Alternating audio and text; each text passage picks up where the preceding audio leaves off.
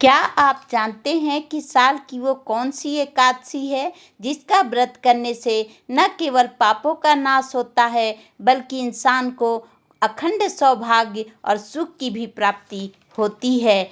तो वैशाख माह बड़ा ही पावन पवित्र एवं पुनीत महीना है। विष्णु का यह प्रिय मास है वैशाख माह, जिसे हम माधव मास के नाम से भी जानते हैं।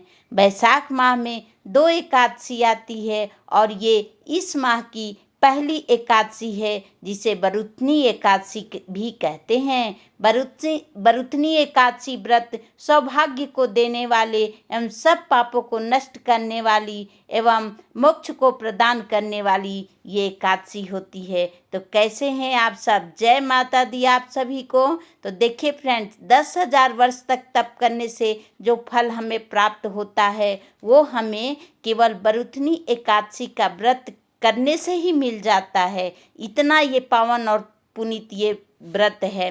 कुरुक्षेत्र में ग्रहण काल के समय स्वर्ण दान करने का जो फल मिलता है वो इस बरुथनी एकादशी को करने से ही हमें मिल जाता है। यह एकादशी का व्रत करने वाला इस लोक में सभी सुख को भोग कर तो रहता ही है और स्वर्ग में भी सुख को भोगता है। इतनी बड़ी महिमा है इस एकादशी की। वैशाख महीने में अपने आप में पावन पवित्र यह महीना होता है। यह व्रत हमारे सभी पापों का नाश करने वाला और अंत में मोक्ष प्रदान करने वाला होता है।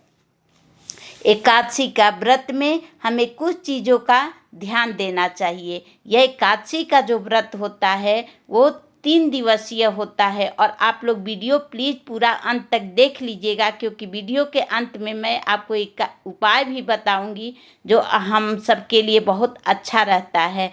तो 10वीं से ही हमारे व्रत की शुरुआत हो जाती है। ये 3 दिवसीय त्यौहार होता है और 10वीं से ही हमें ब्रह्मचर्य का पालन करना चाहिए। तामसिक भोजन नहीं करना चाहिए। मांस, मदिरा, लहसुन, प्याज का त्याग हमको कर देना चाहिए। दूसरे दिन और दूसरों की निंदा, झूठ वगैरह से बचना चाहिए।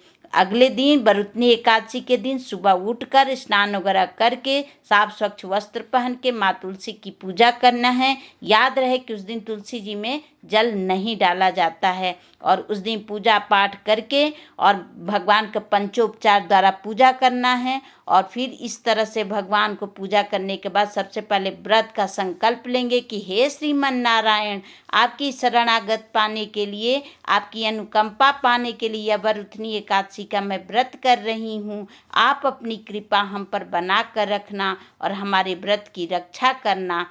इस तरह से करके वो जल, अक्षत और फूल भगवान के श्री चरण कमल में छोड़ देंगे। फिर भगवान की आरती करेंगे, भगवान की कथा सुनेंगे और उनके मंत्रों का जाप करेंगे। ओम नमो भगवते वासुदेवाय मंत्र का ज़्यादा से ज़्यादा जाप करना। आप विष्णु चालीसा भी पढ़ सकते हैं, गीता पढ़ सकते हैं। इस तरह उस दिन हमें किसी को कष्ट नहीं पहुंचाना है, किसी का अपमान भी नहीं करना है और ज़्यादा से ज़्यादा भगवान की सेवा में हमें मन को लगा करके रखना है। सेवा भाव हमेशा हमारा बना रहे। फिर संध्या पूजन भी शाम को करेंगे और एकादशी के दिन सुबह उठकर व्रत